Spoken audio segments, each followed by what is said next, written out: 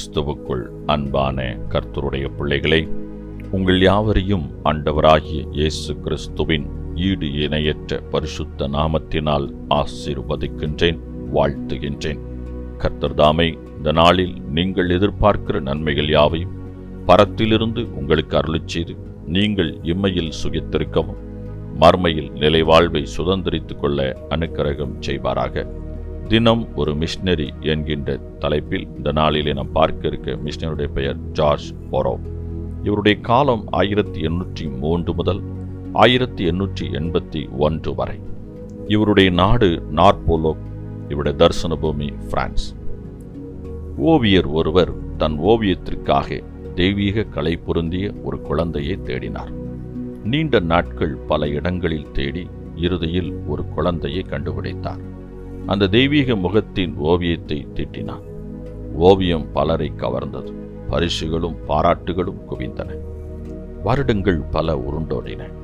இப்போது அதே ஓவியர் பயங்கரமான கொடுங்கோலன் ஒருவனை ஓவியமாக தீட்ட விரும்பினார். அப்படிப்பட்ட ஒருவனை கண்டுபிடித்தார். அவனை அமர வைத்து தன் ஓவியத்தை வரைந்து முடித்தபோது சற்று அதிர்ச்சியடைந்தவராக அவனிடம் ஒரு கேள்வியை கேட்டார். நான் உன் முகத்தை இதற்கு முன்னால் எங்கேயோ பார்த்திருக்கிறேன், ஆனால் நினைவுக்கு வரவில்லை. அவன் ஒரு சோக சிரிப்பை சிரித்தபடி எனக்கு நன்றாக நினைவிருக்கிறது. பல வருடங்களுக்கு முன்னால் தெய்வீக கலை பொருந்திய சிறுவனை நீங்கள் வரைந்தீர்களே, அவன்தான் நான் என்றான். ஓவியர் அதிர்ந்தான். திசை மாறி போகும் மக்களை திருத்துவதற்கு நீங்கள் பிரயாசப்பட்டிருக்கிறீர்களா? ஜார்ஜ் போரோவ் நாடோடி மக்களின் வாழ்க்கையை கிறிஸ்துவின் பக்கம் திருப்ப தன்னை ஒப்பு கொடுத்தார். இவர் ஒரு மொழி பிரியர்.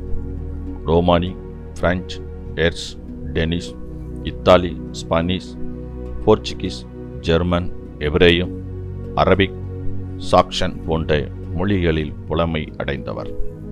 நாடோடி மக்களின் மொழிகளில் வேதாகமத்தை கொடுத்து அவர்களுக்கு வேதாகமத்தை வாசித்து காண்பித்தார். சீன மொழியான மஞ்சு மொழியில் வேதாகமத்தை மொழிபெயர்க்கும் பணி இவருக்கு கொடுக்கப்பட்டது. ஆனால் அம்மொழி இவருக்கு தெரியாவிட்டாலும் 19 வாரங்களில் அதனை படித்து 2 வருடத்திற்குள் அம்மொழியில் வேதாகமத்தை மொழிபெயர்த்தார்.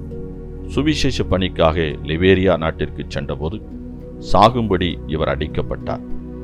ஒருவனால் துப்பாக்கியாலும் சுடப்பட்டார். சிறையிலும் அடைக்கப்பட்டார். ஆயினும் கடவுளை தன் துணையாக கொண்டு மக்களின் மனமாற்றத்திற்கு மாபெரும் பணிகளை செய்து கிறிஸ்துவின் அண்டை சேர்ந்தார். அன்பானவர்களே, மனம் தடுமாறி அலையும் மக்களை கிறிஸ்துவண்டை கொண்டு வருவீர்களா? யாக்கோபு இப்படியாகச் சொல்லுகிறார், தப்பிப்போன மார்க்கத்தினின்று பாவியை திருப்புகிறவன் ஒரு ஆத்துமாவை மரணத்தினின்று ரட்சித்து திரளான பாவங்களை மூடுவான். ஆம் பிரியமானவர்களே, ஒருவனை நாம் கிறிஸ்துவின் அண்டை வழி நடத்துகிறோம் என்று சொன்னால் அவனுடைய பாவத்திலிருந்து அவனுக்கு ஒரு விடுதலையும் அவன் நிலைவாழ்வை சுதந்திரித்துக் கொள்வதற்கான பாக்கியத்தையும் பெற்றுக்கொள்ள நாம் ஒரு பாத்திரமாக இருக்கிறோம் என்பதை நீங்களும் நானும் மறந்துவிடக்கூடாது. இந்த ஜார்ஜ் போரோவ் அவர் கிறிஸ்துவின் அன்பால் இருக்கப்பட்டு கிறிஸ்துவின் அன்பை இந்த உலகுக்கு எடுத்துச் சொல்லும்படியாய் தன்னை அர்ப்பணித்து ஊழியத்தை செவ்வையெனு செய்து முடித்தவர். ஒரு மொழியை 19 வாரத்தில் படித்து அதற்கு பின்பு 2 வருடத்துக்குள் அந்த மொழியில் வேதாகமத்தை இவர் மொழிபெயர்த்திருக்கின்றார். கிறிஸ்து இயேசு இவருக்குள்ளிருந்து வல்லமையாக செயல்பட்டபடியினால்தான் இவரால் இப்படிப்பட்ட காரியங்களையெல்லாம் செய்ய முடிந்தது.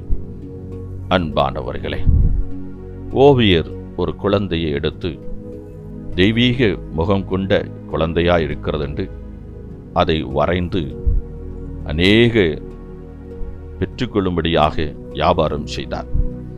அந்த புகைப்படத்தை பார்த்தவர்கள் எவ்வளவு அருமையான தோட்டம், தெய்வீகத்தன்மை இந்த குழந்தையில் இருக்கிறது என்று சொல்லி அதை அநேகர் விரும்பி பெற்றுச் சென்றனர்.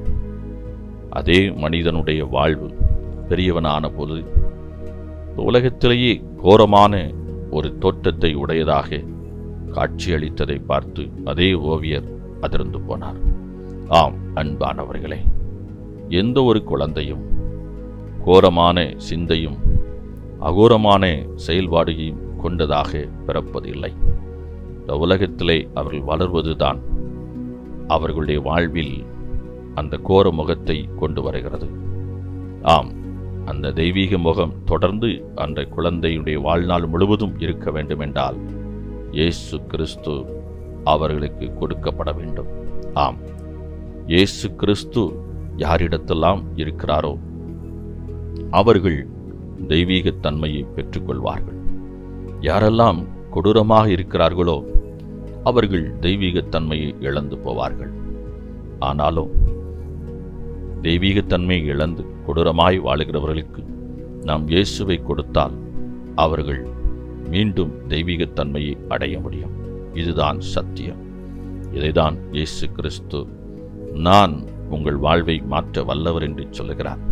நீங்கள் போய் தைரியமாக உங்கள் வாழ்வில் ஒளி மாற்றத்தை ஏற்படுத்த இயேசு வல்லவர் என்று தைரியமாய் சொல்லுங்கள் என்று சொல்லுகிறார். இந்த சுவிசேஷ பணியை நீங்களும் நானும் ஆர்வமாய் செய்வோம், ஆர்வமாய் தாங்குவோம், ஆர்வமாய் இதற்காக ஜெபிப்போம். கர்த்தர் தாமே உங்களை ஆசீர்வதிப்பாராக. இந்த நாளின் தியானத்துக்குரிய வேத பகுதி யோபு 12ஆம் அதிகாரம், நாகும் 1-2 அதிகாரங்கள், யாக்கோபு 5ஆம் அதிகாரம். இந்த வேத பகுதியில் வாசித்து கர்த்தருடைய ஆசீர்வாதத்தை பெற்றுக்கொள்ளுங்கள்.